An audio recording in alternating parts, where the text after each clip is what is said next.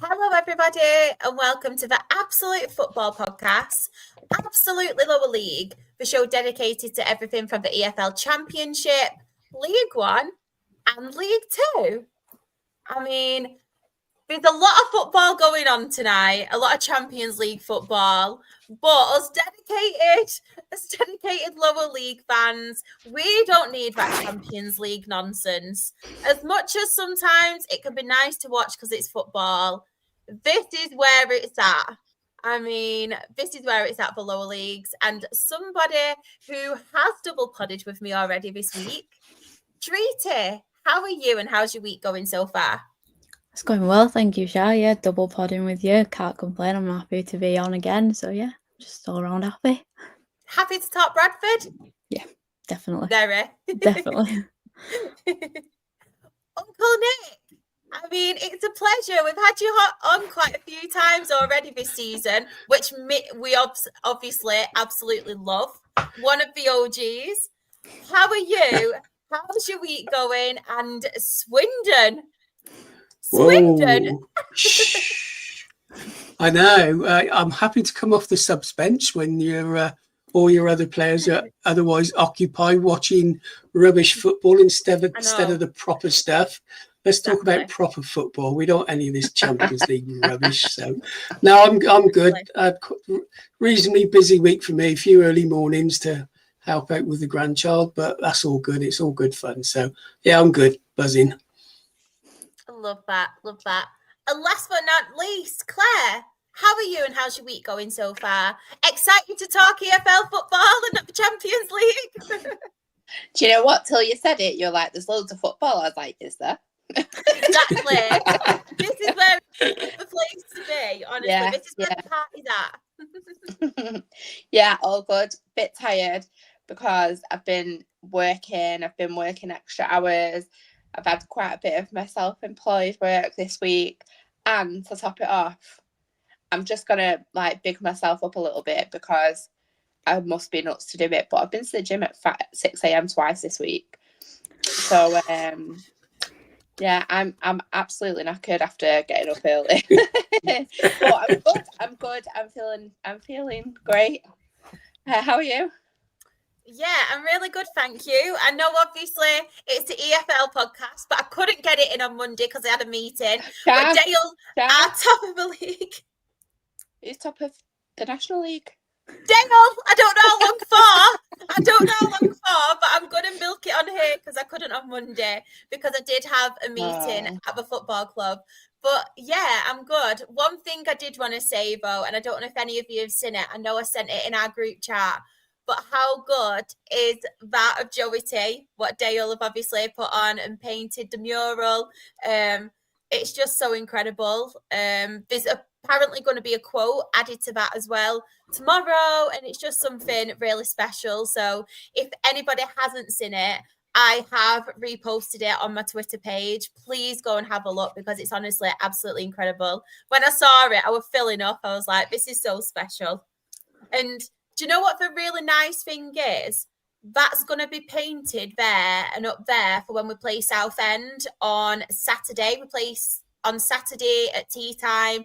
And last time we played Southend, as much as we did bottle the playoffs, still gives me PTSD. But Southend were absolutely incredible and laid flowers next to the Joey Thompson flag and everything. So it'll be a really nice touch for all of them to come and obviously see that. So, yeah.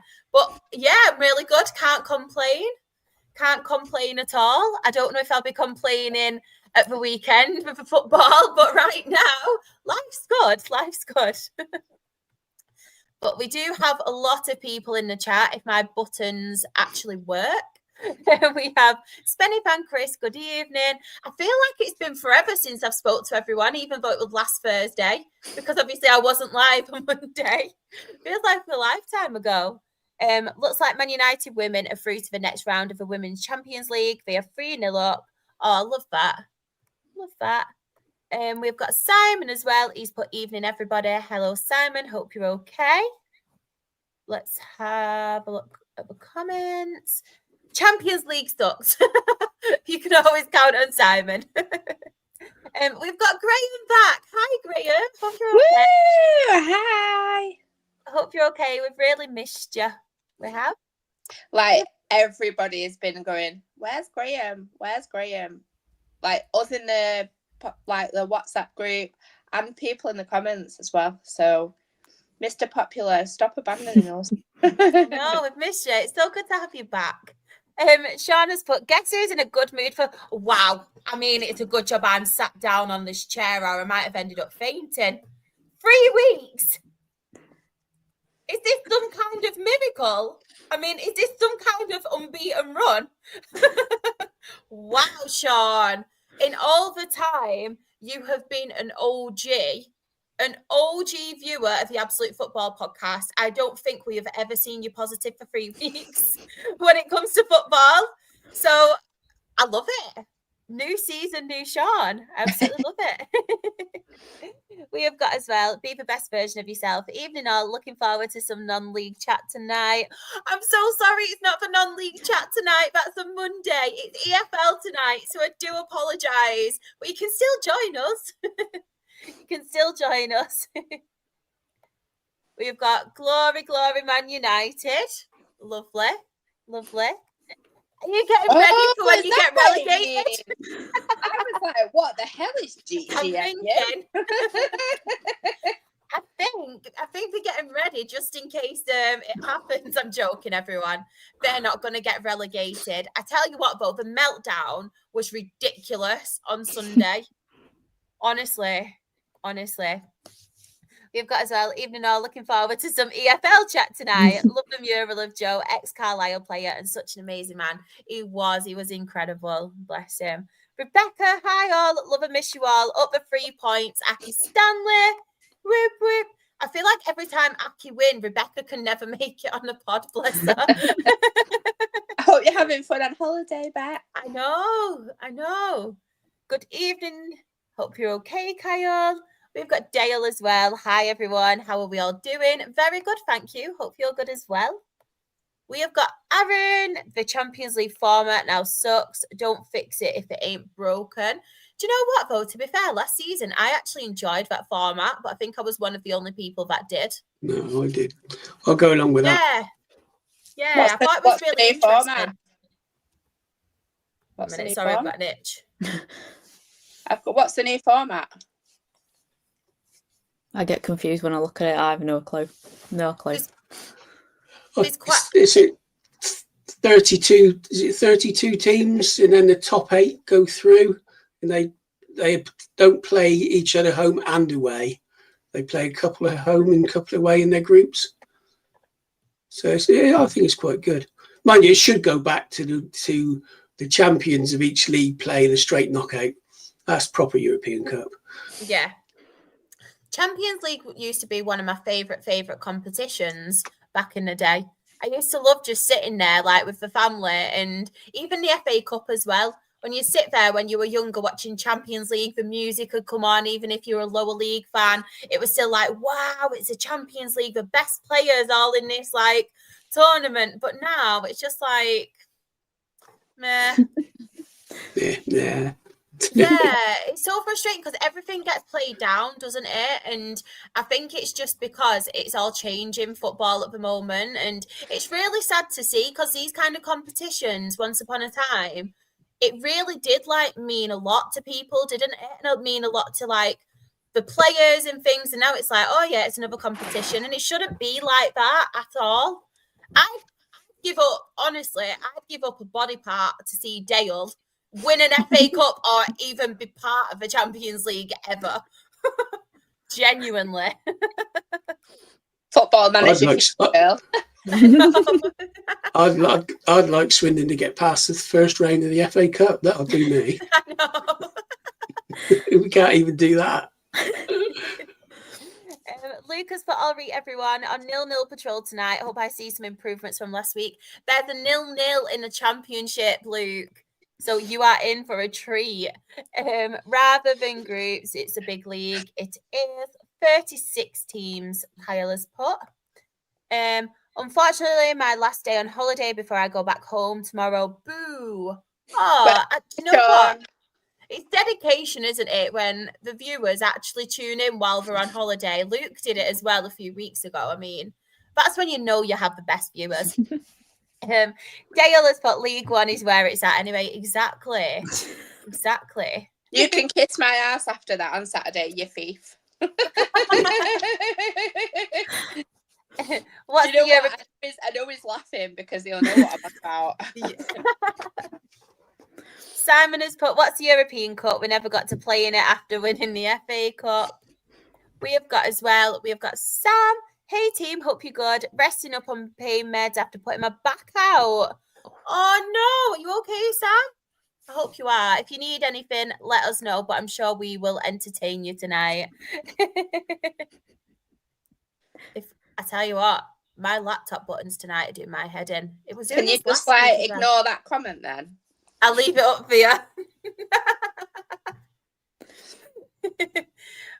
But we have as well, Aaron, can Bradford lose against Newcastle next week, please? I want them in the next round. Ah, No. That's not very nice, Darren. I know. I mean, they're nailed on getting beat. Sorry, Dreety, but you know that already. It's fine. Aw. You never know. You never know. Right. And they're obviously playing tonight in the Champions League, aren't they, Newcastle? Yeah. And obviously they've got to play in the Premier League, so they might be tired. I know they might make a few changes, but you never know. They might tire. Who knows? Jenna's put, hello, you beautiful team. Hello, our beautiful Jen. Hope you're okay. Morecambe are signing a lot of good players as well. A lot of good players, so hopefully they'll get another win. Dale has put, Drita, we're coming for you next. Yep. Oh, God. Maybe I'm not, nervous. though. Maybe not. But we do have to talk football, and I'm going to do it a little bit different tonight because we're going to start first with obviously Ipswich Town 5, Sheffield United 0, because there is a very, very big talking point, and not just the fact that Sheffield United were very, very bad. That is the main talking point, but obviously managerial change. We all knew what was coming. But first of all, we will talk about the game. So, Drita, Ipswich Town 5, Sheffield United 0. Was you surprised by the scoreline? Did you expect Ipswich to win, but did you expect Ipswich to win by 5-0? Not by 5. I did expect them to win, Yes. but not by 5. So I was very surprised with that scoreline. But like even just looking at it, that is a cracking scoreline for Ipswich. Obviously, dominant performance for them and a real statement. Obviously, we're in the Prem and now they're in Championship. They're going to want to bounce back, and I think this just proves that they're not a team to be messed around with, if that makes sense. And I think Sheffield United, obviously, what's happened in recent weeks, yeah, it's a bit disappointing for them. But who knows what will happen now? Wilder's at the helm, so we shall see. Did anybody manage to catch the game on Friday? Little bits of it. Yeah. What did you think of it, Claire? I just felt like Sheffield United kind of invited all the pressure on themselves. Like, even when they were in possession, they were sloppy. I think the epitome of it for me was that goal that just went through the keeper's legs. Like, and that summed it up. Like, but I'm pretty sure like Sheffield United had more possession and stuff like that. But Ipswich had 21 shots or something like that. I think I saw on what do you call it? Like the chatting shit after the game. I can't think of what. Post-match analysis. And they were showing like I think I prefer my version better. No, I thought before I wasn't sure like Dreesy whether they'd win or not because Ipswich hadn't won either. I know they'd drawn 3 games, but yeah, I just thought Sheffield United looked weak and didn't really have a clue what to do when they had the ball. It was like they were scared. I feel like it's been the story of this season for Sheffield United. I don't know if anybody else watched the opening. I think it was the opening game for them of the season when they played Bristol City. and Bristol City won by quite a large amount, to be fair, but even then they were very, very sloppy. And watching them, I don't know with Sheffield United, I feel like they have been pretty disappointing. Obviously, I think they've lost every single game, haven't they? They've lost every single game. Don't want to take anything away from obviously Ipswich, because I thought Ipswich played very well. Jaden Philogene getting a hat trick as well. Very, very good. I know as well, I cannot think of his name. I'm sure he used to play for Jack Clark. That's one of the most easiest name in football. And I forgot his name. Jack Clark, obviously getting on the score sheet. But yeah, I expected Ipswich to get a result against Sheffield United. But as you said, Rita, I didn't expect it by that margin. One thing I did want to ask you all, do you think, I will ask each of you individually. I'll come to you first, Uncle Nick. Did you think sacking Ruben Sellers after 6 games, do you think that 5 games, after 5 games, was that the right move, or should they have gave him more time? Oh, I don't think they could afford to give him more time, actually. No. It probably is not even just the actual results. I think it is the performances. And there's got to be some discord with the players against what the manager was trying to do.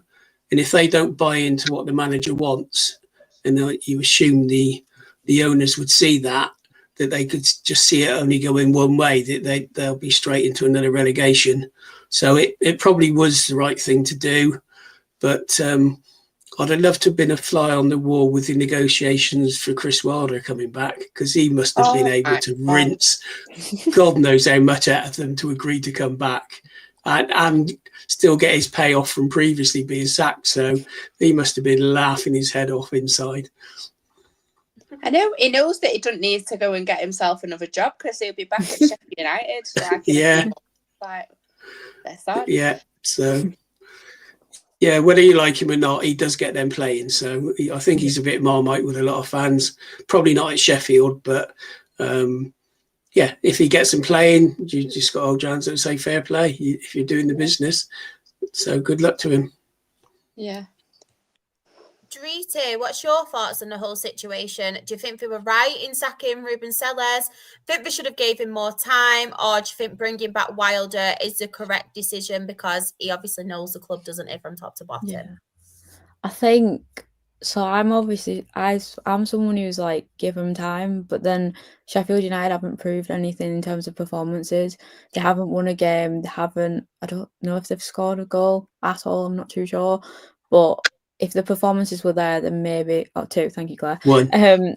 1. Sorry. 2. Was it 2? I don't know. I think if they had won in the league game. Oh, okay. If they've won a game, then maybe give them a bit of time, but they haven't won. So I just feel like now's a good time, because you don't want to leave it too long, like Christmas, and then sacking him. But bringing back Wilder, obviously, like you said, he knows the club, knows the fan base, knows everything about it. He's basically Sheffield United. Like, you think of Sheffield United, think of him, really. So I think I will see how he does. I think if he gets him playing well, gets some performances better, then that's fine by me, to be fair. But yeah, we'll see what happens with Chris Wilder again. What's your thoughts on the whole situation, Claire? I have conflicting thoughts, to be honest, because you and Aisha are big fans of Ruben Sellers, and I think that previously it's been really unlucky. But I do think that this might have just been a step too far for him. Like Drita said, it's not just the fact that they haven't won, but I thought it was 2 goals, but obviously 1 was in the cup. But from the 6 games they've played, including that cup game, they've scored 2 goals and they've conceded 14, but they haven't scored a goal since the 2nd game, which was a cup game. So the defence are doing shite, the attack are shite. Obviously all over the pitch, they're not performing, and there's got to be a reason for that, because they'll have performance analysis, they'll have loads of different coaches, fitness coaches. Like, there's got to be an underlining reason why things have been going so badly. And I think with a club the size of Sheffield United that are obviously competing for promotion, to have had such a diabolical start, I don't think it really left them much option. However, is going back to Chris Wilder the right thing? Like, they keep sacking him for a reason, and I feel like you keep sacking him for a reason, reinstate him. Like, not only is he getting a massive payoff, sitting back for a couple of months, knowing that he'll be back there soon, like, it makes him, in my opinion, a bit of a laughing stock, because, like, we have all had a joke about it, because obviously I think they're just going for an easy option with him. And there's a reason why it's not working out with him, why they're letting him go. They need to do something different. It feels like a bit too safe for me. Yeah, I feel like, to be fair, I'll have my say on Ruben Sellers in a minute, but I feel like with Chris Wilder, to be fair, I didn't understand why they were so, like, awful with him towards the end of the season, because I feel like, obviously, we got to the playoffs, they missed out on promotion, they had a points deduction as well, bearing in mind. They had a points deduction last season. I know they have the players. They've just been took over as well, Sheffield United, so it's all new behind the scenes at the moment. And I feel like it's a little bit, be careful what you wish for, Sheffield United fans, because West Ham are the same in the Premier League, where it's be careful what you wish for. They won the European trophy under Moyes, and then they wanted him gone because he didn't play pretty football. Got him big names like Lopetegui, it didn't work. Brought in Graham Potter. At the moment, it's not working. They're all calling for his head. And I feel like with Chris Wilder, he is like Marmite. You either love him or you hate him. He does a job at Sheffield United, but I also was a bit like surprised by how much disrespect he was getting from the fans last season. And I know they want to be back in the Premier League, and it's one of them with Sheffield United, where, similar to what we've seen Norwich in the past, obviously Burnley in previous seasons, Leeds, where they are a yo-yo team, aren't they? They'll get promoted from the Championship, but they're not quite good enough then for the Premier League. And I feel like sometimes it's just frustrating, because he's obviously done well for them in the past, and you've got to take into consideration the stuff that was going on behind the scenes, like the takeover, like the points deduction. So that's why I was a bit baffled by it all. Ruben Sellers, on the other hand, as you said, Claire, you know how much I obviously like him. I've seen him do, obviously, at Hull, Reading, and you can see the kind of football, what he does want to play, and you can see his vision. I think he is one of those managers that does need time to kind of imprint his football onto it, and kind of get the players that he needs for his system. I don't think he's necessarily had that and had the time at Sheffield United, which is a shame. But I feel like either way, there was always going to be pressure on Ruben Sellers, because obviously Sheffield United want to be back in the Premier League. They want promotion. Obviously, they are a massive club as well. So I think he was in a lose-lose situation regardless. And it's just a shame, because obviously they were always going to go knocking on Chris Wilder's door if it wasn't working out, whether that be so soon like it has, whether it be further down the line. It was always going to happen. And I know we've made jokes about it in the last few weeks about obviously Chris Wilder coming back, but we make jokes about it, but there is truth in it, isn't it, at the end of the day? Like, because it's just a recurring cycle, like we've said before, with obviously Darren Ferguson and John Sheridan and people like that. It's just a recurring cycle. So I think Sheffield United, I think bringing Chris Wilder back, it is a little bit of a laughing stock moment, because obviously you think, well, you've only just got rid of him and sacked him. He's literally had a summer holiday and you've got him back. But then at the same time, I do see it as well, because it's like, wow, they have lost all them games. They bottom. obviously near the bottom of the Championship now. They can't afford like any more time. So bring back that somebody that knows the club from top to bottom, who does get them wins, because as much as people do dislike him, he does get them wins. He does get them results, Chris Wilder. So yeah, I'm a bit torn between it, because I do feel like I would have liked to see Celeste being given time, but regardless of everything that's gone on, I just don't think Sheffield United could afford that, because obviously they do have ambitions, don't they, and goals to get out of this league. Yeah, they do. But isn't that what happens with new owners coming into a club? Yeah. I think they've got to make changes straight away. So they Yeah. bring a new manager in without understanding how the club operates. And I think that's what's happened. And I guess you can look at it two ways. One, yeah, they've made themselves look stupid. But two, they've actually said, hang on, we have made a big mistake and we're going to eat humble pie, and we shouldn't have sacked Wilder in the first place, and we'll bring him back. Yeah. So you can say that's either, yeah, we've been stupid, or that's a brave decision to bring him back. And I guess only time will tell on what results he gets. But it's a new owner thing, isn't it? They feel they have to bring in their stamp on the club. Yeah. Probably that. I mean, I don't know their background, but I don't think they're massively experienced football people, and say they don't understand that club. So that's sort of my take on it. It's that's how they've gone about it, and they've held their hands up and said we got it wrong. So you know, yeah.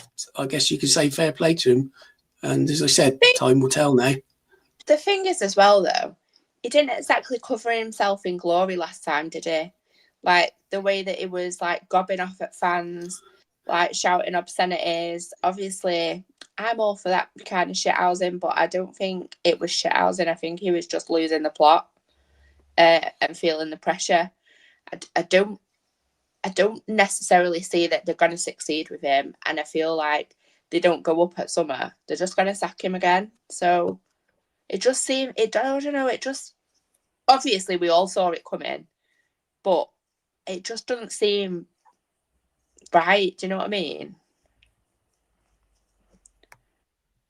I'll just quickly go through the chat, because there is a lot of chat on this topic. So Chris Wilder is going back to Bramall Lane for the millionth time. Feels like it, doesn't it? Really, really does. Ruben Sellers, 3 months in charge and now gone. He is gone. He is gone. Aaron, Chris Wilder is like that guy that keeps getting back with his ex even though she's bad to him. Yeah, exactly. So true. So true. But then again, you could also say the treat him mean, keep him keen. Maybe the treat him mean, and that's why he's so keen to go back. Maybe because he knows he's going to get the money as well. Sheffield United doing with Chris Wilder what Peterborough do with Darren Ferguson and Grant McCann. That is so true. So true. Sheffield United couldn't wait 1 more week to fire Sellers, bringing back Chris Wilder, and now they'll be really up for it just in time for us going there on Saturday. You never know, Graham. You never know. They might end up getting beat by you guys, and then they might all turn on Chris Wilder and want someone else back. Who knows with them? Feel like they're never satisfied at the minute. But Johnny's not in either, is he, to give his opinion? Dropping Hamer was mad on Friday. That alone is a sackable offence. Not good, is it, really? Especially when you need to, obviously, get the points. Sellers will be back in Spain with his payout, smoking his cigars. Good on him. Good on him. Yo-yo team with Wilder too. In, out. Yeah, we could do a version of the hokey cokey with that, couldn't we? Is in, out, in, out. What happens next summer if Sheffield United don't go up? They'll try something new, get a new manager in, a new up-and-coming manager. It won't work, and then they'll bring him back. That's probably what's going to happen. Chris Wilder is a good manager. He's just an a-hole. Okay, Simon. And Glenn is in agreement as well. He's deeply unlikable. I love how we put that version. But obviously, there's a lot more games to cover in a championship. Claire, I'll come to you first. Any standouts on here? I mean, there's a lot of draws. I know. There's like 2 other results that are even worth discussing. Obviously, Southampton, Portsmouth. No, I'm joking. I think Bristol City is a good result, but obviously, Sheffield Wednesday are just massively struggling at the minute. Bristol City have started well again. And then QPR's result away. Obviously, I'm in the Richard Coney fan club, given his story. And I'm really glad that he's like found his feet again. And like, we all were a bit like, what's happened? Is he maybe not able to play without, what's his face? Oh God, what's he called? Anyway, whatever. After the manager went in January, or before, and he just couldn't score a goal. Bloomfield, yeah, mate, that's the one. Sorry, I didn't know if you're on about a player or you're on about like the manager. That's why I didn't say, but now it makes sense. Yeah, like he went to Luton, didn't he? Yeah, and everyone was a bit like, oh, has he like had his head turned because like there was interest and they turned down the bid, or can he just really not like produce it for the new manager? I forgot his name as well. I'm not doing well here. Don't worry. I'm sorry, everyone. I'm not the best today. Not feeling very well. I'm really, really pleased for Coney. And obviously QPR had a moment, didn't they, a few matches ago where they were absolutely walloped, and they just seem to have found their feet since then as well. One thing I did want to ask you as well, while we're on the QPR Wrexham game, has anybody else seen the rumours that they could be getting rid of Phil Parkinson? Yeah. Does anybody else think it's quite harsh? Yeah. 100%. But I think it's the kind of way when you've got a club that have got an absolute shit ton of money and owners that don't necessarily. I mean, I don't want to slag off Rob and Ryan because I think that they've done so much for Wrexham and the town as well, not just the club. But I feel like they're not football people and they want instant results given the amount of money that's being put into the club. Yeah. And I think that maybe it was an underestimation of the step up by them. I think they've just got to give him time to get going. Undoubtedly, Wrexham are going to continue to grow. And at some point, Phil Parkinson will have to move on to align with that. But I think they've got to give him an opportunity. And they're not doing that bad, really, either, are they? No, I don't think so. Let's have a quick look. No. Oh, 21st. 4 points. It's not bad, though. It's not that bad. Yeah. When you've just come on. Yeah, I think they... That's what I mean. Sorry, go on. Oh, no, sorry, Nick. Yeah, what all I was going to say is I don't think they got a full understanding of how difficult that league is. That is such a strong league, and especially if you're a promoted team. I mean, you know, the sides you've got half of them. It's like a Prem 2 because there's a lot of teams in there with a lot of experience, a lot of good managers, a lot of money, big support, and it is going to be a struggle for teams coming up from League One to survive that for a season. And if they can do that, then they can build. So that's really what they've got to understand. It is such a hard thing to get out of. It is it's probably one of the toughest leagues out of all 4 divisions. Yeah, I feel like the climb from National League now to League 2 is not that massive. I mean, it's probably a little bit more than people think, but it's not that massive. And then League 2 to League 1 is a jump. The quality of football's a lot better. Yeah. But then that jump from League 1 to Championship is absolutely stupendous. Like, it's massive. And I just think, you know what, he's gone all that on that whole journey. You have to give him the opportunity. Yeah. Do you have any thoughts on this, Dreety? I agree with what everyone's saying. It's just harsh. I just think like he's been there for a long time now. He's seen like how they've progressed as a club, and obviously the growth of the club and the fan base and everything that's come with being part of Wrexham as the football club. So I think it would just be really harsh to just like sack him just because of some poor results. And like we were saying, it's not like a ridiculously bad start, because to say they got promoted, it's all right. Like they can build on that. Do you know what I mean? Yeah. And I think give Phil Parkinson a bit of time, he'll be able to like figure something out and then go for it. Do you know what I mean? Definitely. I'm just going to go to the chat as well. We do have a lot of chat tonight. If I haven't read your comment out yet, do not worry. I will read it out when the time is right. We will talk about Wrexham first. So Jonathan has put, Wrexham have high expectations. They've binned a lot of players that got them to the Championship. Now they'll be looking for a manager that can keep them pushing forward as well. In the chat as well, Chris has put, very harsh. He's gone from non-league to the Championship. Yeah. Let him manage the team. We have also got Simon. He has put, the fact they paid us 6.5 million for Ben made of glass sheath just shows they're not football people, in my opinion. We have got as well on, I think I've read it out now. Yeah, I've read all the Wrexham chat out. Not getting any more. I just got carried away. But Chris has mentioned as well that we do have Norwich away next.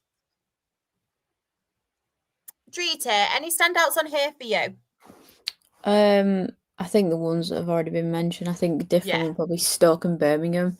I think I was like thinking maybe it could be a draw because Birmingham have started all right, but Stoke have been phenomenal so far, and I wouldn't be surprised if they're going to be either winning the league or second, third, I think. But yeah, it's not too many standout fixtures this weekend. No, have you got any Uncle Nick on here? Not so much the fixtures, but I was just looking at some of the results. There's a lot of late goals, like Millwall scored equaliser in the 88th minute, and then the just gone back to the wrong one. The Preston game, which was 2 each with Middlesbrough. Yes. Preston scored, I think, in the 88th minute. Middlesbrough equalised in the 92nd minute. So it just shows that with all these games, and for the fans that leave games early, which always annoys me, why do you have to leave 5 minutes before the end of a game? And you've got Hull City equalised in the 97th minute. So yeah, a lot of late goals in the league, and it just shows that until that final whistle goes, you've just got to keep switched on for the whole duration. And it's not just a few teams that can score late; it's across the board. So I thought that's probably more interesting than some of the actual results. Like you say, the ones have been highlighted, and the rest is, I guess, fairly even and nothing major outstanding. Definitely. Graham has put obviously 3 Desmonds in the Championship. I just wanted to quickly mention, obviously, Middlesbrough, because certain Rob Edwards is there. A lot of us on the podcast do have a lot of love for Rob Edwards. We've obviously seen his journey as well with Luton in the Premier League. It's really good seeing him back in football, isn't it? And obviously seeing Middlesbrough doing so well, because I think a lot of us, because we followed the journey with Luton the past couple of seasons, it was so sad seeing him obviously be sacked from there after everything, and you kind of get attached to him, don't you?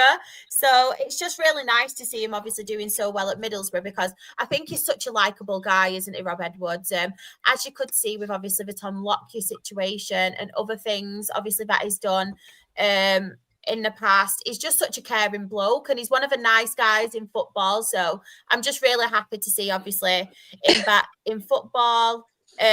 Really good point, obviously, at Preston, from a Preston point of view as well. We have got Jonathan Rob Edwards has a very good assistant. He does have a very good assistant. I will give him that. In the chat, we've got a lot of chat, so I will get to everybody. Do not fear.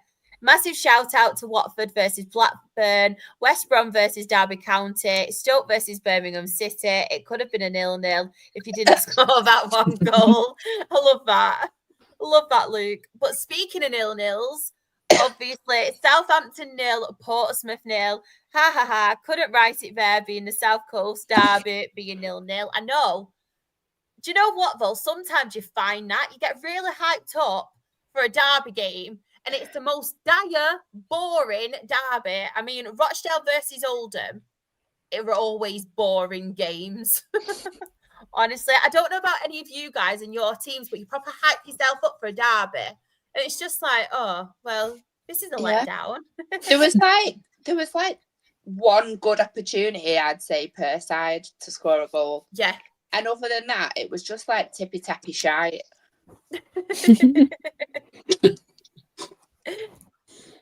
Chris has watched quite a bit of the Southampton Portsmouth game. Awful game. He's in agreement with you, Claire. I feel like in the words of Sean, the whistle was blown, it kicked off, it was shite, it finished. Like that's yeah. Sean's inspired you with that match report. Good to see the South Coast derby back. It was very good to see it back, though, to be fair, after those years. Very, very good. We have got in the chat as well. Keep up with me, everyone. I am doing my best. I'm really enjoying all this chat tonight. Southampton Portsmouth handshake at the end was the best bit about the game. I completely agree with that. Chris has put Borough got a 92nd equaliser versus Preston. Good point in the end. Very good point. Aaron, this is true. So many hackers got destroyed on Saturday with the draws. Please gamble responsibly, guys. We've got Sam as well. I mean, I agree with this one, to be fair. Blackburn, for me, quietly getting themselves together and stabilising with some better results. Bless you. Sorry, but thank you. I agree. Done really well. They have. We have also got in the chat. I need to make sure I've got all Graham's match reports. Oh, yes, yeah, I have. Silly sending off. Very silly, very silly. So, best chance we had of finally beating that lot, and one mad moment from Kane Ramsey getting sent off, paid to that silly sending off, and then we couldn't hold on. And he has also put it's quite a long one, this one.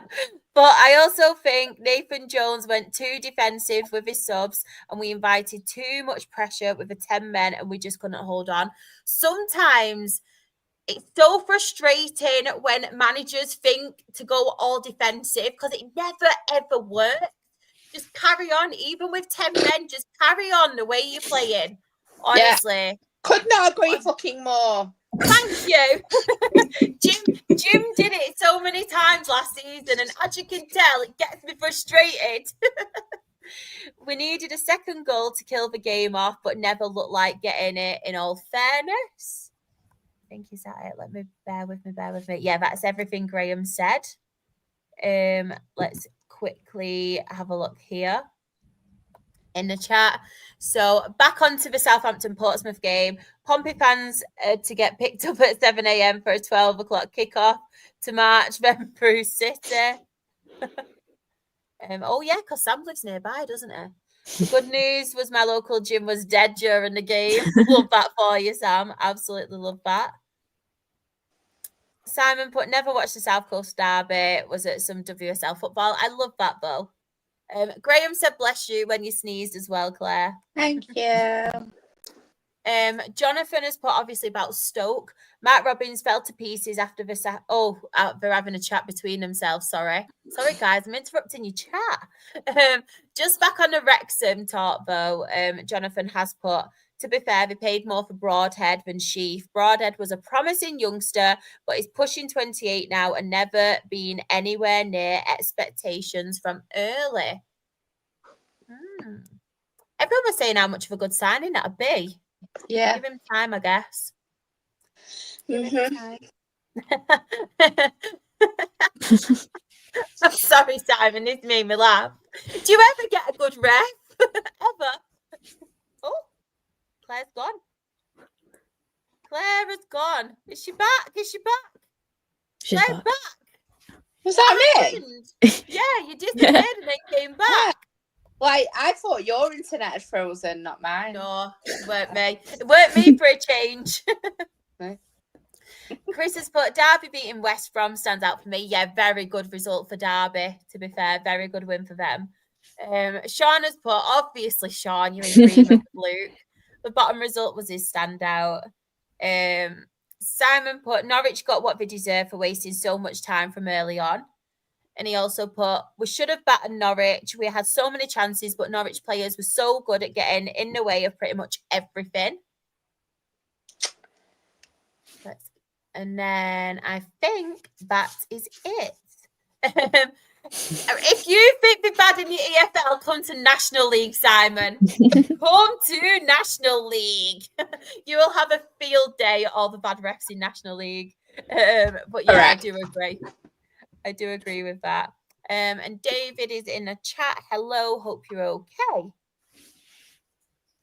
Right, we will have a quick look at the table and then we shall move on. So top of the table of the championship are Rob Edwards Middlesbrough on 13 points. Stoke City are second on 12 points. Bristol City are third in 11 points. Leicester City, there's a lot of cities. Leicester City are fourth on 10 points. West Brom are fifth on 10 points. And Coventry City are sixth on 9 points. And then in the relegation zone, Uncle Nick, don't smile too much. 22nd, we have Oxford United on 2 points. Sheffield Wednesday are 23rd on 1 point. And Sheffield United are bottom of the championship on no points with a minus 11 goal difference. Wow. Yeah. Wow. Crazy. Oh, let's have a look at what's everyone going on about in the chat. Rashford. Oh, Rashford has scored. Dad's in tears. Are Newcastle losing or is he in tears because Rashford scored, Luke? I don't know. We've got Aled here as well. Hi, Aled. Hope you're okay. We've just been talking about Wrexham. Late to the party, as per usual, Aled. I know. How embarrassing, Sheffield. I know. But I said it last time as well. Despite everything going on with Sheffield Wednesday, at least you can just say they are above their rivals, Sheffield United, at the minute. At least you've got that little bit of positivity that they can gloat about. If you think championship refs are bad, forgetting how bad they are in League One, like I said, go down to National League, guys. Go down to National League. Barca 1, Newcastle 0. Oh. Sheffield United and Wednesday combined, they would still be bottom. Yeah, they would. And clutching on survival at the moment. Oh. You'll be right. You will be right. Dale has put, is there any good refs anymore? Who knows? But we will go now to League One. I mean, Dreety, Claire, who wants to start? We'll go to your teams first. Go on, Dreety. You sure? I don't mind. I want to hear about that smashing Derby win. Yeah, I'll go first. I don't mind. So yeah, as it was a derby against Huddersfield. First derby in I want to say 17 years. It's been a long time, and I don't even remember the last derby because I was 4 or 5, I think it was. But of course it has to be Bobby Poynton, who is a local lad. He's one of our own, scoring I'm going to say 2 goals for the minute, because the third goal, Josh Nerfield, who got obviously from Wimbledon, crossed the ball into the box, and then from where I was sitting in the cop, it looked like he scored. But afterwards, in the post-match interview, Bobby Poynton was holding the match ball, and he was like, "No, I got it. I touched it with my knee. It's mine. It's a hat-trick." But the EFL are saying that it's Josh's. So controversial. I don't know. I want to give the hat-trick to Bobby, because a local lad who's scoring against one of your biggest rivals, you can't write that, can you? But yeah, the players were absolutely outstanding. Like, they just wanted that extra like fight in them to win and to beat Huddersfield. Huddersfield just didn't look good. I'll be honest. If there's any Huddersfield fans in the chat, sorry, but they just didn't look good, and they don't look like a team that were like top at league, not top, like second or third early in the season. It just looks like they didn't really care and they didn't really expect it from us. And I think obviously we had a record crowd as well on Saturday, 24,075, which was a modern day club record as well. So I think that helped massively, because obviously we were just singing throughout the full thing. And then when that first goal went in, it went absolutely ballistic. Like, the atmosphere was honestly incredible, and I couldn't believe it. Like, I thought I was dreaming when that first goal went in. I thought, we've scored one, I'm happy, one, but three, I was like, fair enough. And obviously, Uncle Nick, you were on about people leaving early. A lot of Huddersfield fans left early, like very early. I mean, literally as soon as the second half started, they were walking out. We could see them all leaving, and then they scored in the 80th minute. I was saying to my dad, I was like, they've all missed their goal now, and it was at their end as well. I was like, well done for leaving early. But I can't understand people leaving early. I never leave a game early. But another positive as well was it was Graham Alexander's 550th game as a manager throughout his career, so that was obviously a good way to win it. And Bobby Pointer is actually the 117th player in Bradford City history to score a hat-trick for the club. So I just think it was just an all-round good day for us, and honestly, it's bragging rights now, innit? Just got to wait till January when we play them at their place, and fingers crossed it's a similar result. But yeah, honestly, buzzing after that. Who do you have at weekend as well? Oh, it's Cardiff, isn't it? Cardiff. Yeah, first versus second. What's your thoughts? What you thinking? I'm more nervous for this one, I think, than the Huddersfield game, I'll be honest. Because I think if you told us at start of season that it'd be first versus second at middle of September and City were the team in second, I wouldn't believe you. I'd be like, nah, you're lying. Like, that's not right. But I think it'll be a good game. I think we're taking like 2,500, I want to say. Not bad. I know a lot of people who are going. Yeah, it should be a good game, to be fair, but I don't know. Either because our away form ain't great, I do worry about that. And we have lost already once this season, which isn't too bad, but we do get draws. And I feel like the players will be up for it. Yeah, what a team in the 90s. I agree. I wasn't even born, but I know what a team it was in the 90s. But yeah, it was, I don't know. But I think you should be nervous for the weekend, and I don't mean that horribly, but no. Obviously Cardiff was shy on Saturday, and I'm sure the Cardiff fan will agree. But I understand from speaking with some of their fans that it's a completely different ball game at home, and they're like an absolutely massively different team. So I think it'd be good for a neutral, but maybe not for your blood pressure. But one thing that needs to piss off is that bloody Peck the Chickens got pecked by the chickens. Oh my God. Oh, I'm sorry, Claire. I'm sorry. I haven't even tweeted it out to anyone, so it's not me. It's all I love you anyway, but that pecked by the chickens meme. Oh, it's so funny. I love it. The guy who actually created it, I think he partnered with someone to sell the stickers. So they were selling a lot of them on Saturday, and then a lot of the stickers got stuck on Huddersfield Town's bus, their coach for players bus when they were leaving. So that was quite good. But yeah, Cardiff game on Saturday, you know what? It is what it is. Whatever happens, happens. I'm not too fussed. I'll be happy with a draw. If we lose, it's not the end of the world. It's very, very early in season. It's going to be a test for our players, but honestly, I'm just trying to take as many positives as I can. Like, the fact that we were a newly promoted side and we're second in league, you can't complain right now, can you really? So that's it. I'm so pleased for you that they've started so well. Thank you. I genuinely can't believe it, honestly. We've had a tough run of games, and I never would have expected the results that we've had. I thought mid-table probably by this point. The fact we're second, we're beating Huddersfield, it's feeling good. And obviously we've got Newcastle in Cup next week. That'll be very, very good. Obviously we've got Cardiff, Newcastle, and then Blackpool next Saturday. So should be good. Should be good for us. Rashford scored again. Has he? That's it. Yeah. God. Smashing it. Gonna make me feel a bit better for Wednesday now. Right, Claire. We're on the subject of Cardiff. Yeah. Talk to us, Stockport, Cardiff, and then I will go to the chat because we do have some Cardiff fans in there having their say. I know. And to be fair, anyone would be happy given that performance, getting a draw. And like the Cardiff fans will say anyway, we're shit away from home, but they got a draw. So if you can be shit and still get a result, then plus they also had the whole like what do you call it?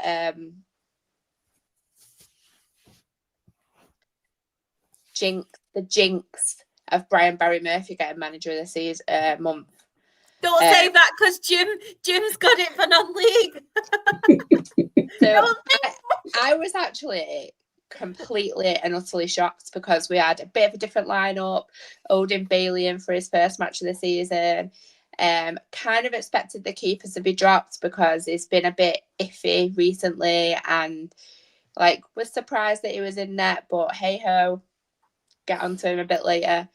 And then like we hit the post.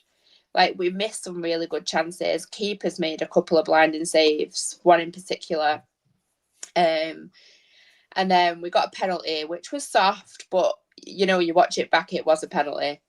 Went 1-0 up, but we should have scored more when we were like on top. We had some really good chances, like got into some really good positions, just couldn't like, and it's the story of our season so far, but also we've only been playing well for one half of a match. But I thought we were really good on Saturday, and unfortunately, like what's happened is Dave Challoner, obviously, absolutely adore the man. However, let's not go defensive in the 70-odd minute when you're 1-0 up, because all you're going to do is invite pressure on yourself. And with a keeper that's got no confidence, he's going to hesitate, innit? Like, yeah, like, we should have scored more, should have been outside, but that cross shouldn't have come in. Like, whatever it's called, Salek, whatever, shouldn't have got a free header. But also, the keeper should have come for that. I don't know if you've seen it. It starts changed his mind. It's 6'7". Like, there is literally no reason. Like, even if you can't catch that ball, which you should be able to, you know, even if you can't catch it, you can punch it. That goal's not being scored. You need to command your area as well. You need to shout at your players where they should be. And I think Corey Adai has then not helped himself because he's posted a video from when he was a Crawley player, like with his baby sitting on his lap, watching Daddy catch some crosses. Like, are you okay? Like, are you actually okay? Because 2 games in a row, you've made them absolute cock-ups. Like, are you taking the piss out the fans? Because the fans are saying, how's a keeper that high not catching a cross? Or are you saying, like, and I'm pretty sure it is this one, and people have just read it differently, and this is my opinion on it, but he's not helped himself.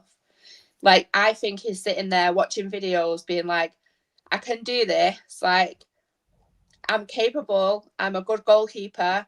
I'm going to watch this and remind myself that I'm a good goalkeeper. And I reckon that's what he was doing. But the day after dropping a clanger for the second time, you don't do that. Bad timing. Like, he now needs dropping because as much as anything, 2 mistakes in a row, but I think his confidence is on the floor, like completely on the floor. So Ben needs to come back in. Like, and it's a bit worrying that there's been 4 different goalkeepers brought in to replace Ben, and none of them are better. No. Like, none of them. But, yeah, fair play to Cardiff, because when it's not your day, you have to try and pop up with, like, I was absolutely gutted, I'm not going to lie, but I think we can take a lot from the performance as well, because obviously it's not been the easiest start to a season for us, and hopefully we kick on from it. just going back to the chat, we do have a lot of chat. So we have BBM's Barmy Army. I remember when we used to sing that. Oh, we used to go do do do. Brian Barry Murphy. I don't know if you guys sing it, but yeah, that was the chant that we had for him. I really that was a throwback.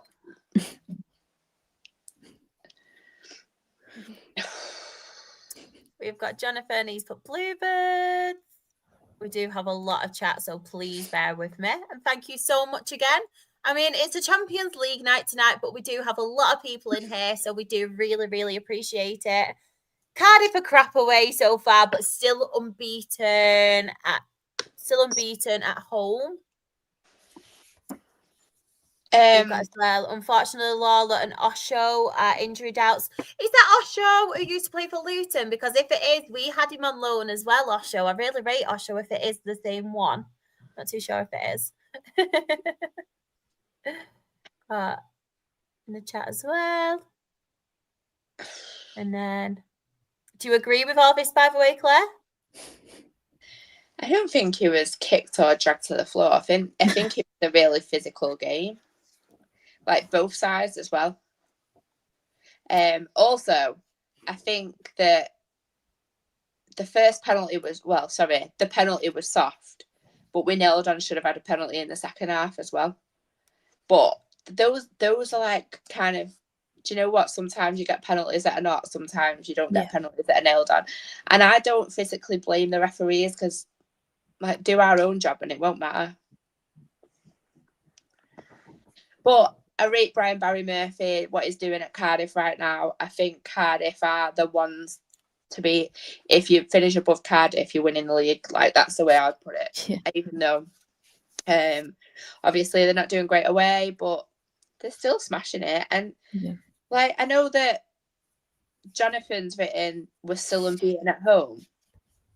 They're still unbeaten in the league, aren't they? Like, the whole season. Yeah, they're the only team because we were there with them, but we lost at Donny, so they're still unbeaten. Are we like? I might be full of shit here, but are we the first team to take a point off them in the league? No, they're drawn two. Tell me. I can't think. I know there was a cup match, but no, they're drawn two in the league. Fair. Yep. Comment was read wrong. I tell you what, people have got it in for me tonight because Aled has put as well about his thoughts. And in my defence, Aled, you came in late and I've not seen your match report. So I do apologise. I've not just ignored you, by the way. But you did come in late, to be fair. And we did spend quite a lot of time talking Wrexham, didn't we, in my defence? A lot of time and you missed it. What you like? I know. I will read it out, though. Don't want to upset anyone. But I did say bear with me to everyone in the chat as well. I thought we could beat QPR, but they were too quick and more streetwise than us. If I don't know how to say that. Okay? Case? Is it? Is it case? No clue. Case. Case. Is it case? I don't have any idea. When Windass weren't injured, I think we would have won, but sadly not the case. Expecting a tough away test at Norwich this Saturday, but if we leave with a draw, I will take that right now. Love that.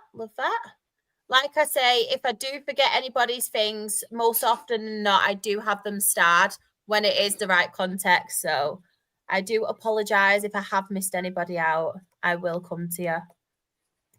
Sorry, Jonathan. Yeah, I did misread that. Probably Graham. Probably. Kakache.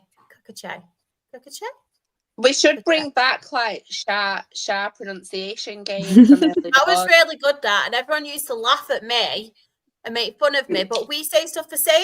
I know, yeah. You get all the stick out. I get all the grief. All the grief. We'll just as well come to this comment of Sam because I really liked this one. Also, you lovely chat people, don't forget to hit that like button and hit subscribe if you're not already. Rumours are it helps your teams win. It does. Oh, if I unsubscribe and then resubscribe, will it put us back on the right track, Sam? Yes. Could do. Cha-cha slide, yes, that's what we'll call it from now on. And Jonathan said as well, we also didn't play great away to Luton and Wimbledon, but we did still beat them. Like, I've got a question about that, if that's all right, Char. Yeah, of course, you go for it. I'm just wondering if you're worried about your away form, because at some point a team is going to be able to like capitalise on you being not very good away from home. Are you concerned that then that's going to lead to kind of a period of poor results? Do you think you've got the ability to come back from it? Also, just one quick thing, I'm sorry I didn't mention it. I really, really like Cardiff's keeper because I can't remember his name. Really, really, really vocal. Exactly what a keeper should be. He commanded his area. He told his players where to be. And that's part of the reason we didn't score more. Like, yeah, we were wasteful, but that defence led by the keeper. And I thought he was spot on, and he's a keeper that I'd like to have, to be honest. Just from that 90 minutes. I love that. Claire as well. Sam has said, no, Claire, that's an automatic 3-0 defeat. Unless you hit the like, then you can have a draw. So, Alan has put as well, a great podcast. Thank you so much for that. And thank you so much for being a member. If anybody else would like to be a member as well, you do have special perks of becoming a member. I will tell you a little bit more about that at the end when we do our graphic. But yeah, you do have some special perks of becoming a member. Jonathan has put as well, we have a very young team with a lot of potential and a lot of youth academy players. We are looking at how good they can be rather than waiting for them to slip up, to be honest. Do you know what? That is a Brian Barry Murphy way, wherever he's been, to be fair. Like, wherever he's been. And it's something he sticks to, which I think is incredible. Graham as well. Oh, thank you. You do an amazing job, Shah. Talking about the games and keeping up with the chat is a massive task. You do it brilliantly. And you're much appreciated. Thank you. I love that. It's so sassy sometimes because it is hard. It is hard. I will admit that. I try my best. Nobody's perfect. One thing that I did want to mention, though, before we come on to the rest of the results. Breaking news today. Well, we've got 2 bits of breaking news. So it's all about Wycombe Wanderers. So they have parted ways with head coach Mike Dodds. I know, Claire, for a while now, you have mentioned it, haven't you? And you're like, I think it's going to happen at some point. I think it's going to happen. So when you saw the news today, because I posted it in our group chat, didn't I? Was you shocked? Or was you, obviously you was expecting it, weren't you? Yeah, 100%. And I think, obviously, I predicted it to be the first sacking, and like loads of it is based on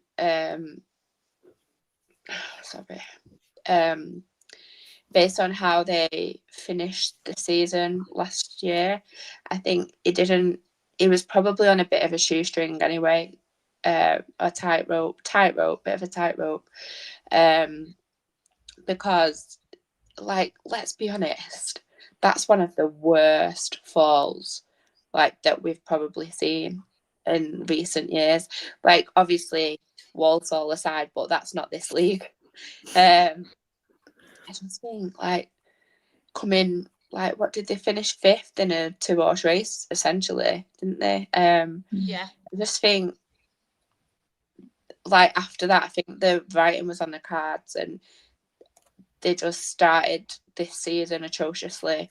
Like, they weren't even bad when they played us, but there just was nothing, like, about them, if that makes sense. They didn't have, like that cutting edge that you'd expect, and they weren't, like, on fire. They didn't really look very good. And actually, I think after that match, I said it's not going to be long. And when you look at the social media and all the comments from their fans are saying Like, we need to get rid of him as a PE teacher. Obviously, he's done really well at jobs before. He's clearly a good coach, but a good coach doesn't mean you're a good manager. And I think that he should maybe go back into coaching rather than management, because I just think, like, obviously people improve, but maybe he needs to go and learn a bit more first. Literally not when Britain was shots. It was a matter of if, not when. When we had Ant on as well a few weeks ago, I think you were on as well, Claire. He said exactly the same, didn't he? Like we were saying about it, and he said he's a really incredible coach. Maybe it was a little bit of a step up, especially considering what happened last season, and obviously the pressure and the fall that they did have after obviously Bloomfield left. So yeah, I wasn't shocked at all, but obviously they have appointed Michael Duff. What are we thinking about that appointment? Because I'm not too sure, me. Like, I could see it working, but also at the same time, it doesn't really excite me either. I don't know if it's just me being harsh, though. Yeah, I think I agree with that. He's quite young and he is not really the most experienced, and like maybe they needed that bit of experience because they're a club that always wants to compete at the top, and I don't know, like I wasn't like overwhelmed by it. I was really underwhelmed by it, but do you know what though? You're never going to know, are you? People have got to be given. So good luck to them. Definitely.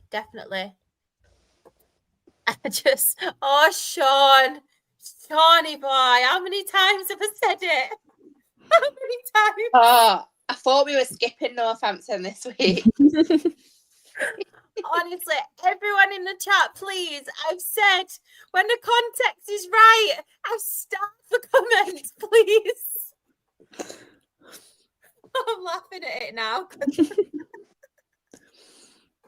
I'm tired today. I'm so tired. I do have your match report, though. And do you know what? I will come on to your match report to prove it. So, Northampton versus Blackpool at home. 0-0 finish. 0-0, for the first 81 minutes until Cam McGeehan broke the deadlock on the 82nd minute and finished 1-0 to the Shoe Army. 3 wins on the bounce. Things we love to see. Yes, we do. Yes. And I didn't forget your match report, Sean. Oh, honestly, man. You can tell I'm tired today. You can tell I'm tired. League One results, Uncle Nick. Is there any on here you want to talk about? I guess the standout one is Plymouth winning at Luton, because obviously Plymouth have been struggling a bit, so that's a real good away win for them. And to be honest, there's not really much else. I guess you could say Wigan beating Donny 3-0. Doncaster, I think, I don't know what they're sort of doing this season. They're always a decent side. So actually, they're fifth. So that is a good result. So Donny have always been a decent side, and getting beat 3-0, that's quite a surprise actually. So that's probably the two standout results from those. The other ones are pretty much, I think, what you'd predict. So that's about the best ones I can pick out. I'm going to go for obviously Port Vale away at Exeter, because I feel like with Port Vale, Dylan's in the chat as well. It's been really quiet this evening, but I will give Port Vale a shout out. Obviously, very, very good win away from home.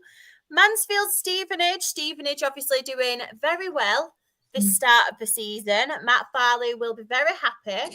I mean, where is he? I miss Matt Farley on here. Mr. Positivity himself. I mean, we've got Mrs. Positivity with Rita. We need Mr. Positivity. I'll message him. I'll get him to come on. He needs to come on at some point. AFC Wimbledon obviously beating Rotherham as well. I think that's a very, very good result for AFC Wimbledon, because they have struggled, haven't they? But we have got as well in the chat. Chris has put, he agrees with you, Uncle Nick. Quite a surprise with the Wigan result. I did want to mention this as well with Tom Cleverley, because I completely agree. Cleverley has got a lot of pressure off his back recently, but Bloomfield must be feeling the pressure big time. They were Bucky's favourite by a distance. I'm really, really happy Tom Cleverley's doing well, because I feel like at Watford he was very harshly treated. Because I feel like he did a very good job at Watford, to be fair. And they're just... the amount of managers they go through, they must go through more managers. Do you know what? I'm not even going to say what I was going to say, because I'll get some weirdos in the chat. And it's on YouTube forever, so I'm not even going to say it. But yes, the League One table, Luke's disappointed as well, but there's no nil-nils. However, a big shout out to Northampton versus Blackpool, because it did nearly finish 0-0. But yes, the League One table. Cardiff City are top on 17 points. Bradford City is second on 17 points. Barnsley are third on 16 points. Stevenage are fourth on 16 points. Doncaster Rovers are fifth on 16 points. Huddersfield Town, yes, I did pronounce my H's, everyone, so you can't make fun of me. They are sixth on 15 points. And in the relegation zone, Reading are 21st on 5 points. Burton Albion are 22nd on 4 points. Blackpool, yes, Blackpool, I'm still shocked about this, are 23rd on 4 points. And Peterborough United are 24th on 4 points. And I'm sorry, did I end up forgetting about the Peterborough game? They got a win, obviously, against Wickham. They did get a win against Wickham. Very, very good win for them. I feel like I'm always being mean to them, even when I don't want to be.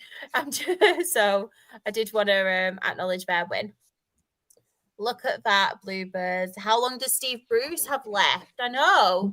I'm a bit underwhelmed at the minute, to be fair, because I thought it'd be quite a good appointment with the experience and stuff. Yeah. But I know it's only the start of the season. We keep saying it is only early, but I wouldn't expect them to be doing this bad already.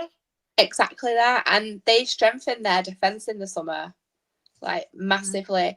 If we could just take Fraser Horsfall back off him, I feel like all our issues would be resolved. Like, what are they doing to poor Fraser? Is any Blackpool fans? We need to know. Newcastle have pulled one back as well against Barcelona. Anthony Gordon has scored. But Uncle Nick, Swindon Town 3, Harrogate Town 1. I mean, talk to us about Swindon. I shouldn't really say anything because it's all a bit scary at the moment. We're playing well. We're scoring lots of goals. Our front two are on absolute fire. Aaron Drinan scored a couple Saturday. We've got Dryden and Glatzel up front, keeping their place in keeping, Ollie Palmer on the bench. So I don't even know how he's going to get in the side. Although he did come on and looked absolute class. I mean, he's far too good for League Two. Yeah, I mean, he missed two, he should have scored 2 goals, to be fair. And he did absolutely blast both of them wide, and he should have hit the net. But what a difference he makes coming on. And I listened, I mean, the game itself, in fairness to Harrogate, they were decent. They, for 30 odd minutes, were really good. I think they should have scored in the first minute. They hit the post.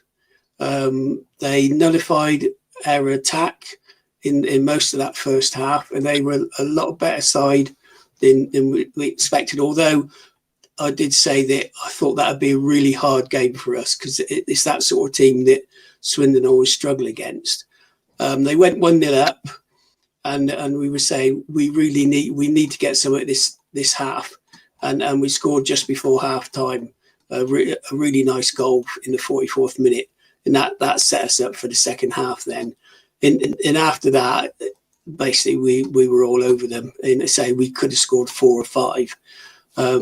And like in this season, I think that's the 3rd game on the trot. He's kept the same team. And they say we signed a couple of young lads from Bristol City. Knight LaBelle, which I think he was on loan at, I think it was Crewe last season and played, I might be wrong with that, but he played a full season in League Two last season. And the other kid, and LaBelle, I think he's a Canadian international. And Murphy from Bristol City has played European football in one of the island sides, and he looks a player. He's like 120 miles per hour, buzzing around the midfield. Really impressed with him, and they put decent players, not even getting on the bench. On the bench, we've got Bodin, Butterworth, Ibataman, and Palmer forwards on the bench. So you've got another 4 forwards that we can bring on. We've got a hell of a squad, whereas previously we've had young kids in there, and these are experienced players. So it's, I don't like saying it, but it does look really, really good at the moment. We're scoring goals. I think that's 9 goals in the last 3 games, 3 each game. So yeah, it is looking well. And I listened to Holloway's press conference today, and they asked him, well, how do you keep players happy? And some can't even get in the squad. And he said, well, they've got a choice. Any player that moans, I don't want to know. He said they'll understand why they're not in the side. Yeah. I'll tell them why they're not in the side, and that's it, period. And also, he said what you were saying, Claire. He said, if we're 1-0 up, I want 2. If we're 2, I want 3. If we're 3, I want 4. If we're 4, I want 5. If I got 5, I want 6.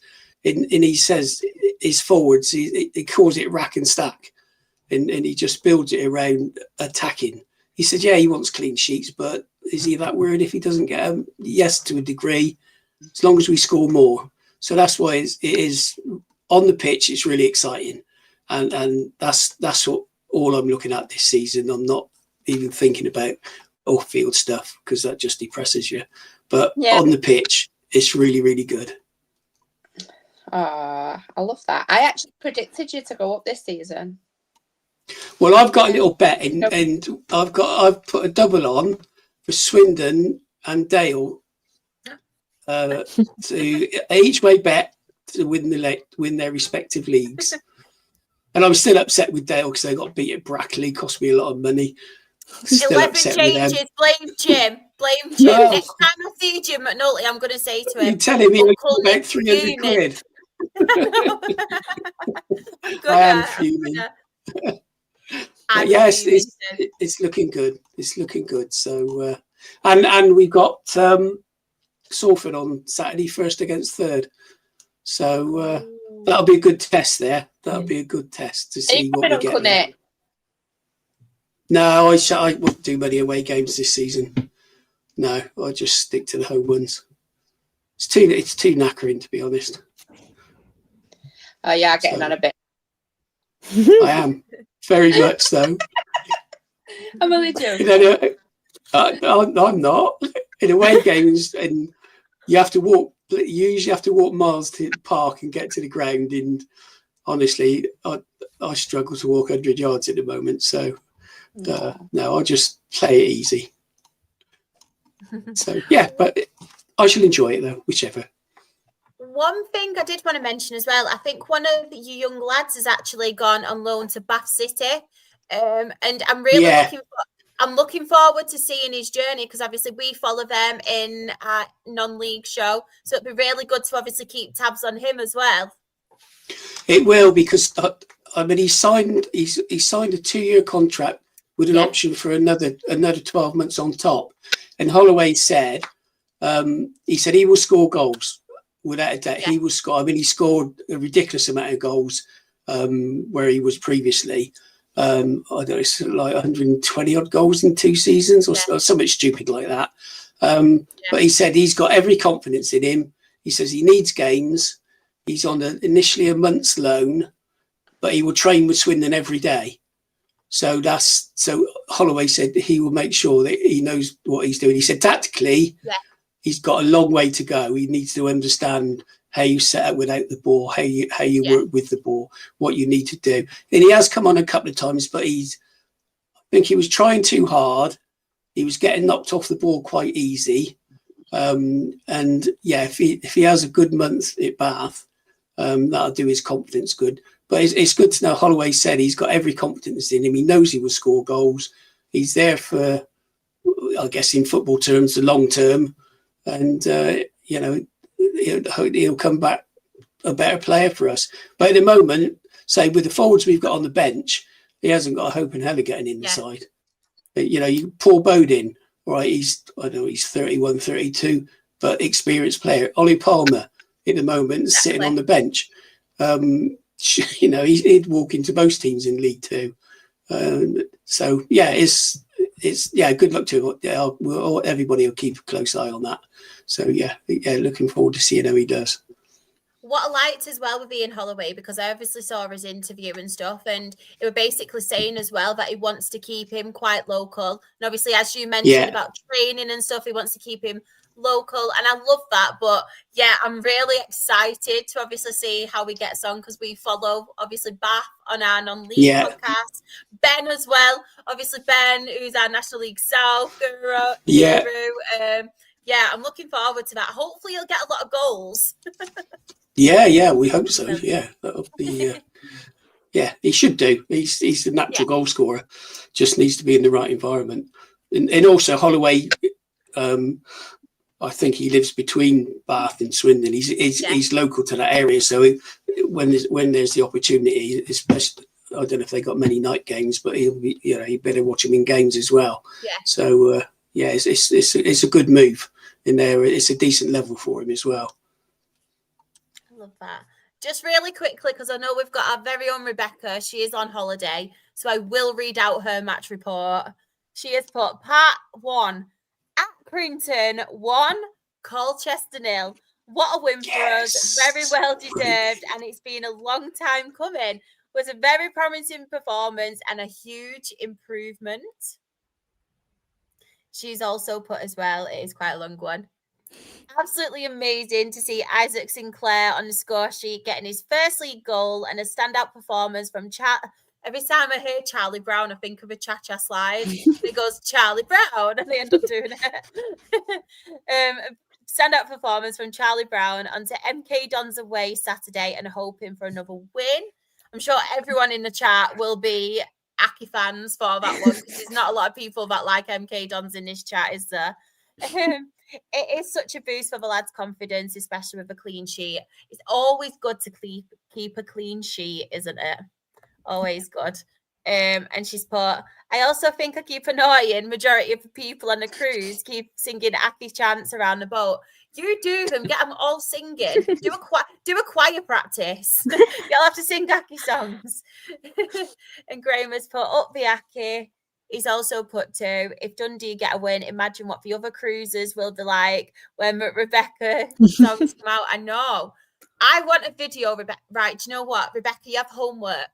I want a video of you getting people on your cruise to sing at least one Accrington Stanley song. We need video proof. We need it. So pick the best Accrington song, and I want people on your cruise to be singing it with you. That's your mission for the whole holiday.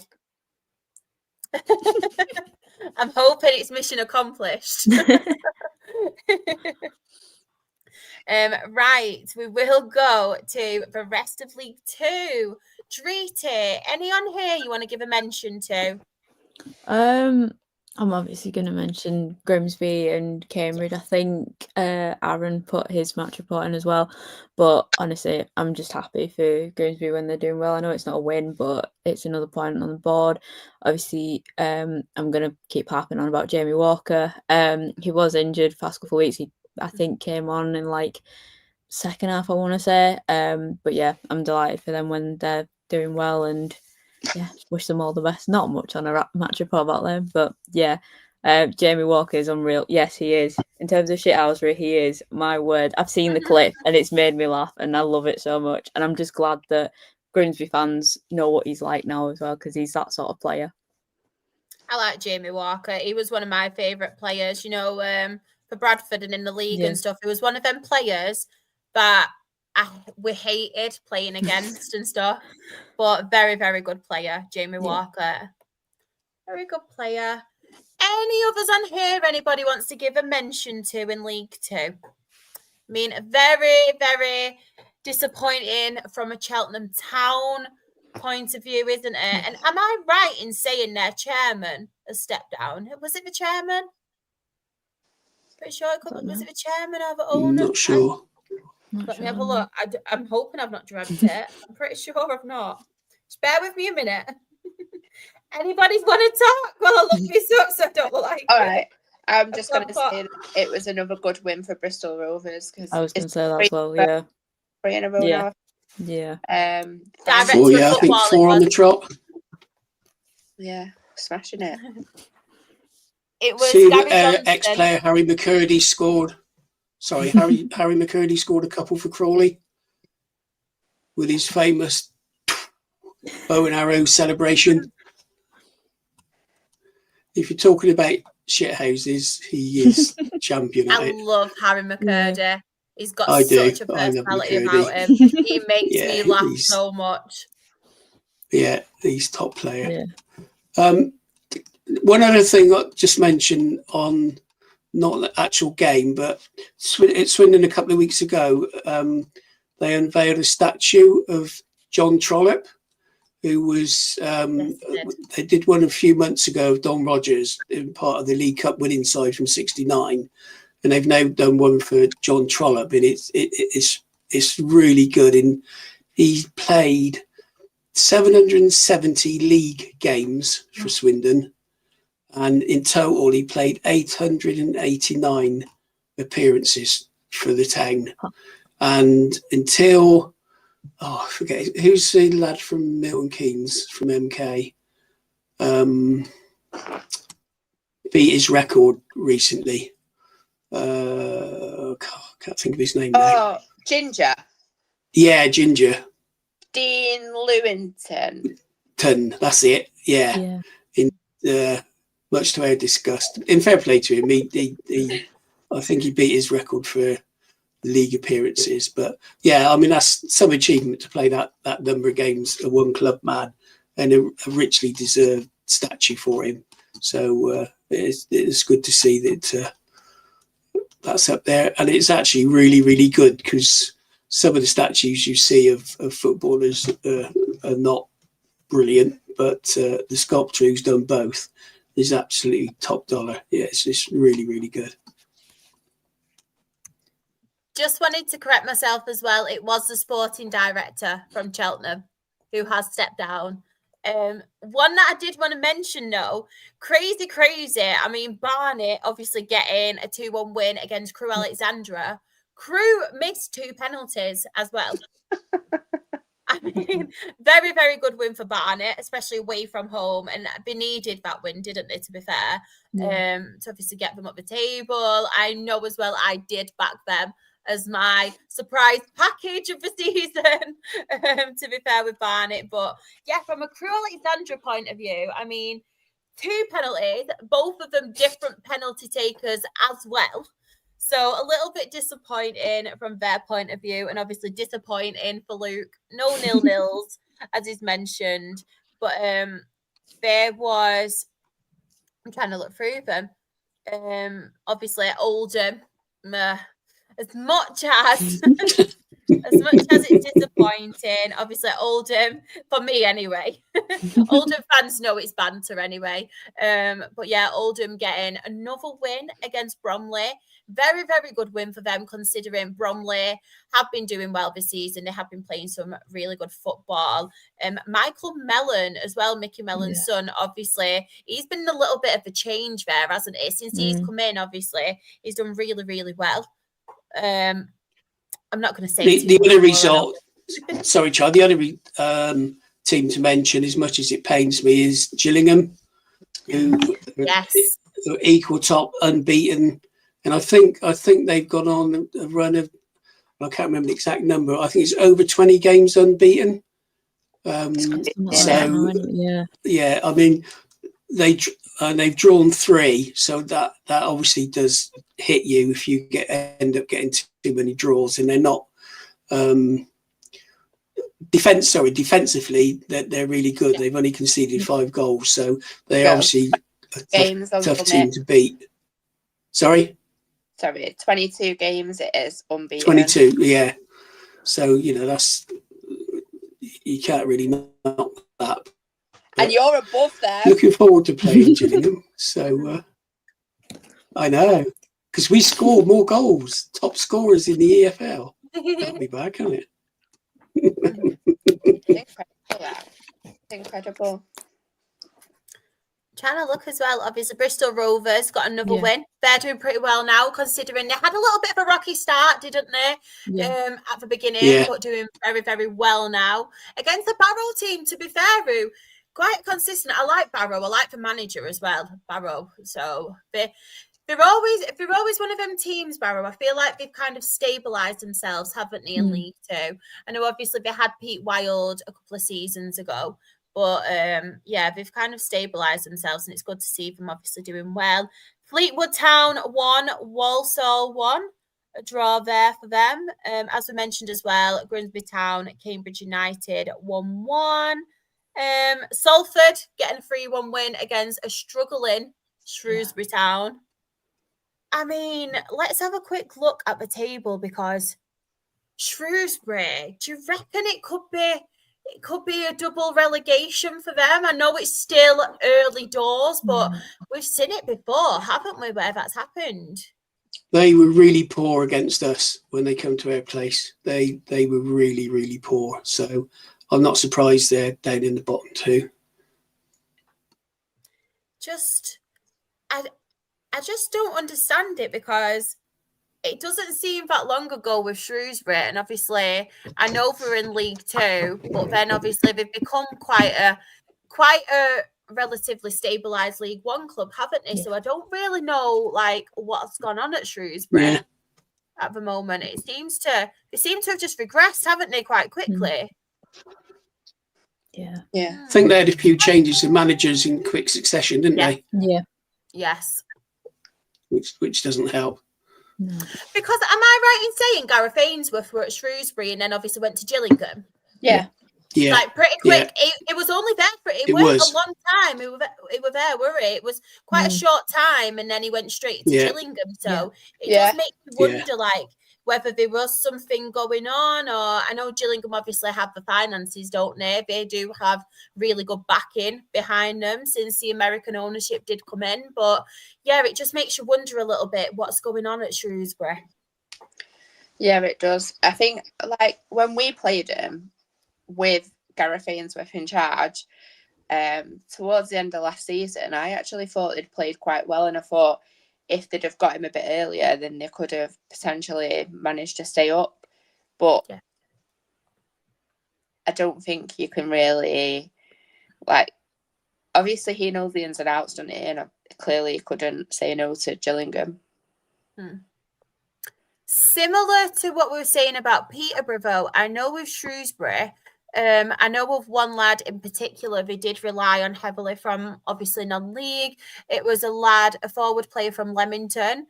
And I don't know whether they're obviously, this was when they were in League One as well. So I don't know obviously if they were going down the non-league route and getting the players. And I know we've mentioned it before with Peterborough. Is it a little bit more of a big step up? I know we're in League Two now, but it's a hard one. I know it's only the start of the season, and you look there. It is very, very close, isn't it? I know I'll actually mention the table first. So we'll go from the top first, and then we'll talk about the relegation in a little minute. But top of the table, we do have Swindon Town, Uncle Nick, on 18 points. Gillingham are second, also on 18 points. Salford City are third on 16 points. Walsall are 4th on 16 points. Grimsby Town, Drita, one of your adopted teams, are 5th on 15 points. Chesterfield is 6th on 14 points. Bromley is 7th on 13 points. And as we mentioned, in a relegation zone, Shrewsbury Town are 23rd on 5 points. And Cheltenham Town are bottom of League 2 on 4 points. But yeah, it's looking at the relegation. I know it is pretty close, but you look at the goal difference. And I know sometimes and stuff, you can't really... it's one of them with me. I always see goal difference as an extra boost, and I kind of class it as an extra kind of point, because if your goal difference is so bad, it really is a real negative, isn't it? Because considering obviously how close it is, and I'm not going to say it will go down to the nitty gritty and it will go down to goal difference at the end, but I always feel like you need a decent goal difference to kind of have that extra bonus. Whereas you look there, Cheltenham -11, Shrewsbury Town -10. It's not good, is it? It's not. And when you get to that business end of the season, as they call it, that goal difference can really be equal to another point. You need to get that sorted. Definitely, because you look at the bottom. I was just going on about Barrow, but obviously Barrow were down there as well. But as we've said before, it can change so easily. But looking at that, you've obviously got your Newports around you, Barrow, Accrington, Harrogate, Crawley. Teams who, to be honest, I did expect to be around and about. One team I didn't expect, though, was obviously Shrewsbury. I think I put Cheltenham definitely down there because I know they had some issues off the pitch going on. But Shrewsbury have really, really shocked me. But like Graham said, Michael Appleton, will he be able to improve it? We shall see. But of course, our football, we are done. We are done with the football, and what a great show it has been. So thank you to everyone in the chat. Thank you, team, for joining me as well. It's been a really good one. We spoke about a lot tonight.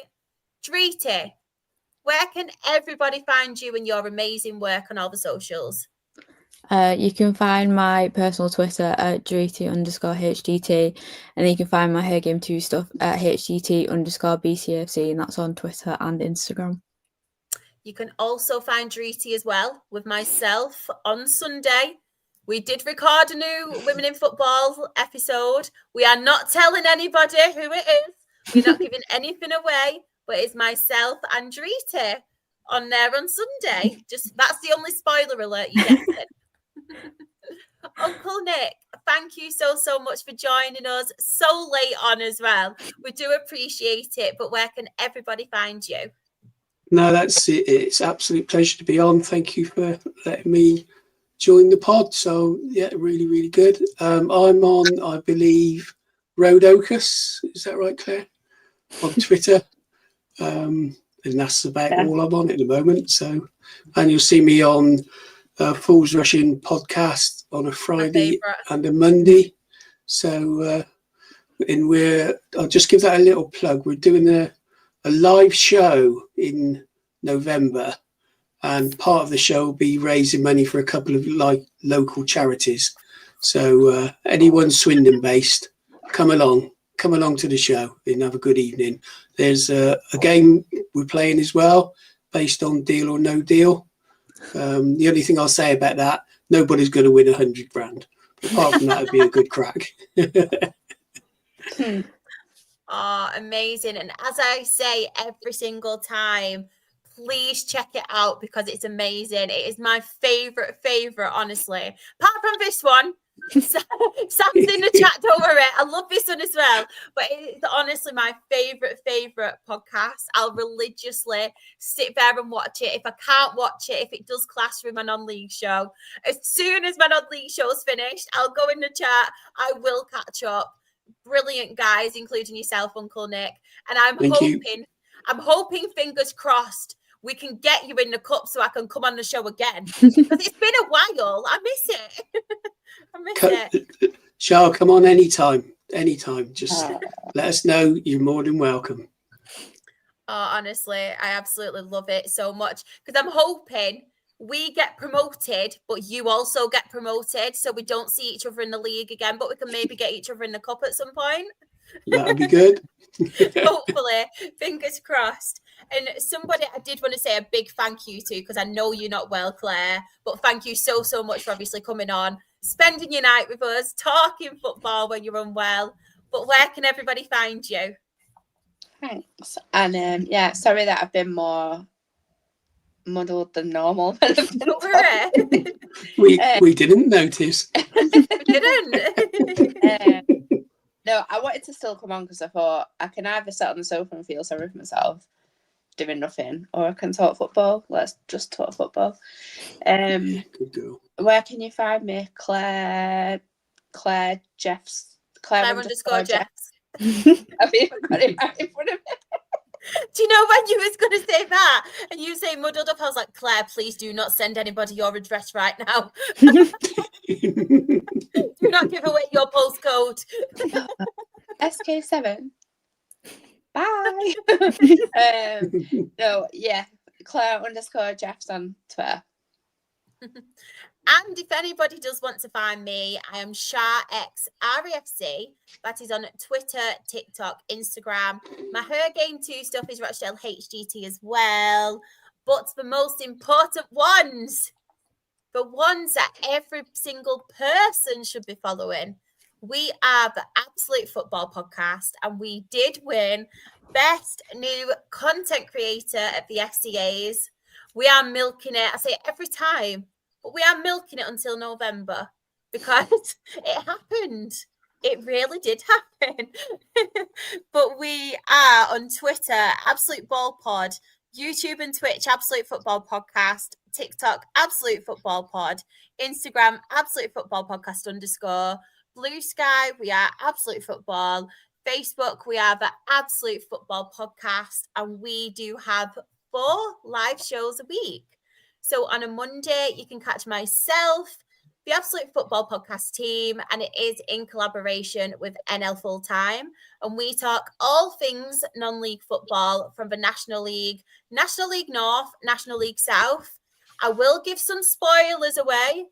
We do have very soon in the upcoming weeks 2 very special guests coming on. 2 managers, may I add, 2 managers of teams in any of those leagues. I'm not going to give anything else away, but I will do that spoiler. So just keep up to date with it because you'll be very, very happy with some of the managers we do have coming on. That's all I'm going to say, though. You're not going to hear anything else from me on that matter. It's a surprise. I'll tell you for £50. Say the wrong name. Absolutely Premier League with Sam and the amazing Premier League team is on Tuesdays. Go and catch that on a Tuesday.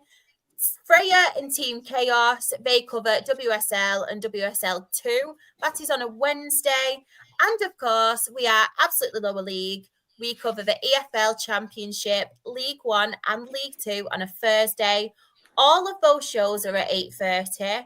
And as I did mention before, we have a brilliant Women in Football series that myself is hosting. We have some of the team coming on speaking to some amazing women in football, and that is in partnership with the incredible campaign that is Her Game 2. And of course, as mentioned before, you can become a YouTube member if you like. We do have quite a few members already, and we would love for more people to join as a member. You get special perks, special emojis, and some Meet the Team episodes where you can find out a little bit more about the team. You can maybe find out some secrets, some facts that you never knew about them. Who knows? Sam is the one who is recording them. But yeah. Let's go back to the chat. I just wanted to thank you all as well in the chat. You're all amazing for your continued support. So great show, everyone. Graham's put, and it's great to have you back. Like, honestly, it's got to the point now where we've built this community up, and you're not just people who come in here and talk football. We really do care about you. And honestly, Graham, we were so worried about you, and it's so, so good to have you back. And honestly, every single person that does come in here, as much as we have banter with each other, as much as we all have a laugh at different football teams and stuff, we are one big community, and we really, really do think the world of each and every one of you. So I just wanted to point that out there, because we're not a podcast who just wants to clickbait, who just wants to say our views, who just treat people as numbers. We are not about that. We genuinely care about each and every person that does come into this show. Surprise podcast visit. I think that's meaning us all coming to see you, Uncle Nick, and Phil's rushed. We'll all join. We'll all come and see you. I see. Get a coach booked. Definitely. You didn't miss a beat, Claire. Oh, bless Graham. Sam's put, whoa, can't believe we have Carlo Ancelotti coming on to Scott. Yeah. Do you know what, though, Sam? It's a bigger name than Carlo Ancelotti. Don't disappoint everyone. Honestly, it's a bigger name. Bigger name. But yeah, I just wanted to say again, thank you so, so much to each and every person that has come in tonight. I know a lot of people, now it's getting to winter, are struggling at the moment. Just wanted to remind you all that you're all amazing. We absolutely love you. If you're not feeling brill, if you're not feeling okay, do not matter. It's just a day. Tomorrow is a new day. And honestly, just keep being yourself, because every single person in here, we value you. We love you. And hope you all win at the weekend. Bye, everyone.